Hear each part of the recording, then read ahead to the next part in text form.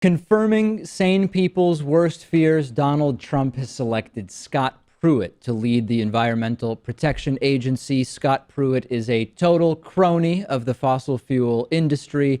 This is a major signal that Donald Trump is going to make every attempt to undo a lot of what President Obama has done through the EPA during his 2 terms as president to protect the environment, which is really not something that should be politicized, but it is in modern America. This also signals possibly that Donald Trump is going to try to dismantle the Environmental Protection Agency altogether. He talked about during the campaign how it needs to be scaled down drastically, what it is able to do, what it does. Drain the swamp was the phrase from Trump during the campaign. Really seems like it's getting filled up, including with wastewater from fracking and all sorts of other fossil fuels. Pruitt has been a major figure in the legal battle fighting against what President Obama has done to protect the climate. A quote from Scott Pruitt in the National Review about human impact on climate change: "Scientists continue to disagree about the degree and extent of global warming and its connections to the actions of mankind. That debate should be encouraged in classrooms, in public forums, and the halls of Congress. It should not be silenced with threats of prosecution. Dissent is not a crime." And of course, a total straw man argument, because nobody is arguing that dissent is a crime.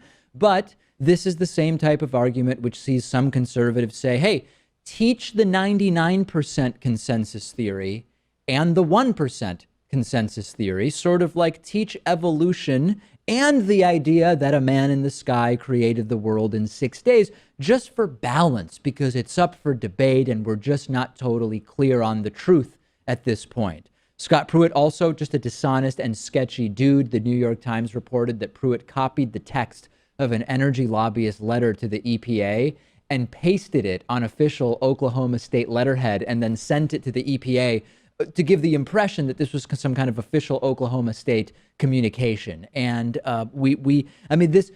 although we hear little bits and pieces, guys, about how maybe Trump is being pulled in a more logical direction. For example, Ivanka meeting with Al Gore, big climate change activist.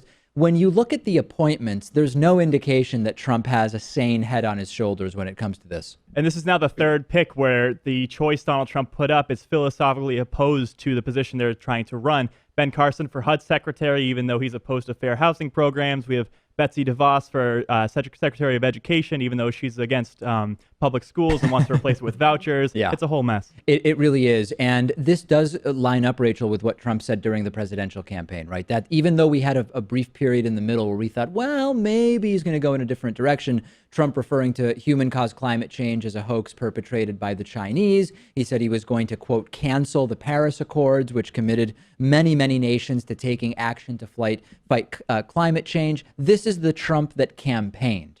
That's true. But what I'm kind of worried about specifically in this case is that the Clean Power Plan is critical to reducing overall emissions from, I think, 26 to 28% below the 2005 levels by 2025. And if they set a precedent by backing away from the Paris Agreement, then what if other nations follow suit? Well, the good news is that as far as the Clean Power Plan and the war on coal, there's somewhat of a limit to what the EPA chief can do. I mean, they can't just unilaterally cancel longstanding EPA emissions regulations. A lot of those date back to the 1970 Clean Air Act. But if you have an EPA chief who's legally experienced and a real crony, right, the types of cronies that Donald Trump seems to love, those restrictions and regulations could be substantially weakened. They could be delayed. They could be slowly taken apart.